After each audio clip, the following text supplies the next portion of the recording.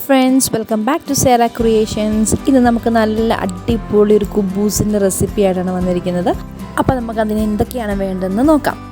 ആദ്യമായി നമുക്ക് വേണ്ടത് 2 കപ്പ് മൈദയാണ്, പിന്നെ ഒരു 1/2 കപ്പ് ഗോതമ്പ് പൊടി, പഞ്ചസാര, ഉപ്പ്, പിന്നെ നമുക്ക് ഒരു 1/4 കപ്പ് പാല്, വെള്ളം, അത് ഇളം ചൂടുവെള്ളമാണ് കേട്ടോ, തിളപ്പിച്ചാറിയത്. പിന്നെ നമുക്ക് ഈ ഒരു ഫെർമെൻറ്റേഷന് വേണ്ടിയിട്ട് നമ്മൾ യൂസ് ചെയ്യുന്നത് നമ്മുടെ ഡ്രൈ ഈസ്റ്റാണ്. ഞാനിപ്പം ഈ ഒരു ഈസ്റ്റാണ് യൂസ് ചെയ്യുന്നത്.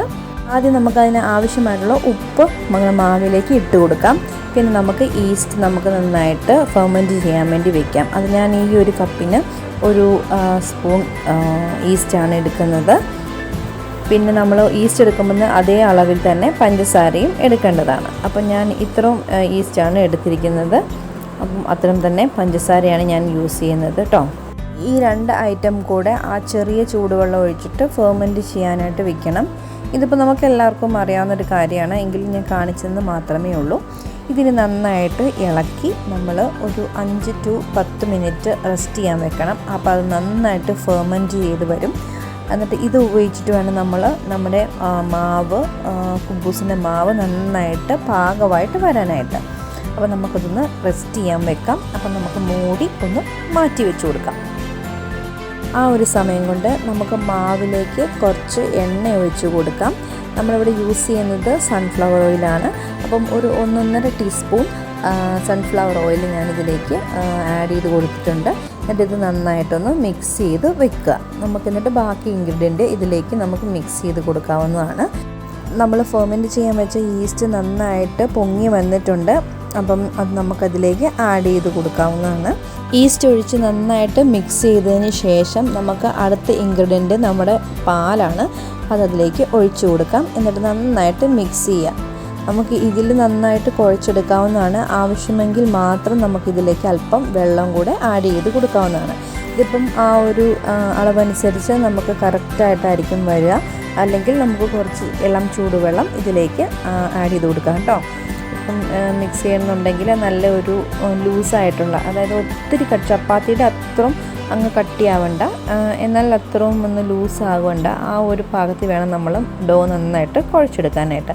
ഇപ്പം നമ്മൾ നന്നായിട്ട് ഇത് എല്ലാ ഇൻഗ്രീഡിയൻറ്റും നന്നായിട്ട് വരുന്ന രീതിയിൽ മിക്സ് ചെയ്ത് കൊടുക്കണം. ആവശ്യമെങ്കിൽ നമുക്ക് കുറച്ച് പൊടിയും കൂടെ ഇതിലേക്ക് ആഡ് ചെയ്ത് കൊടുക്കാവുന്നതാണ്. അപ്പോൾ നമ്മൾ ഈ ഒരു പാകത്തിൽ നന്നായിട്ട് കുഴച്ചെടുത്തിട്ടുണ്ട് നമ്മുടെ ഡോ.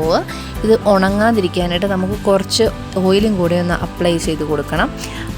അപ്ലൈ ചെയ്ത് കൊടുത്തിട്ട് ഒരു 2 മണിക്കൂർ നമ്മൾ ഇത് നന്നായിട്ട് റെസ്റ്റ് ചെയ്യാൻ വെക്കുക. അപ്പം ഇത് ഡബിൾ സൈസിൽ പൊങ്ങി വരും. എയർ ടൈറ്റ് കണ്ടെയ്നറിൽ വെക്കുക. അത് 2 മണിക്കൂർ നിർബന്ധമായും നമ്മൾ 2 മണിക്കൂർ അത് റെസ്റ്റ് ചെയ്യാൻ വെക്കുകയും ചെയ്യണം.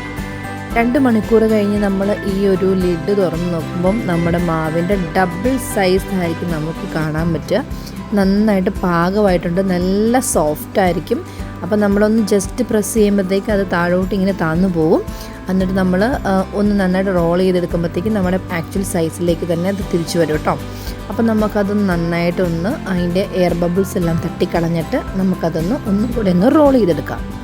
നമ്മളിത് പരത്തുന്നതിന് മുമ്പ് നമ്മൾ കുറച്ച് മാവ് കയ്യിലാക്കിയിട്ട് നമ്മളതൊന്ന് മാവിൻ്റെ കുറച്ച് പോർഷൻ എടുത്തിട്ട് നന്നായിട്ടൊന്ന് റോൾ ചെയ്തെടുത്തിട്ട് നമുക്ക് അത് നല്ല സർക്കിളായിട്ട് ഉരുട്ടിയെടുത്തിട്ട് നമുക്കിത് പരത്തി കൊടുക്കാം.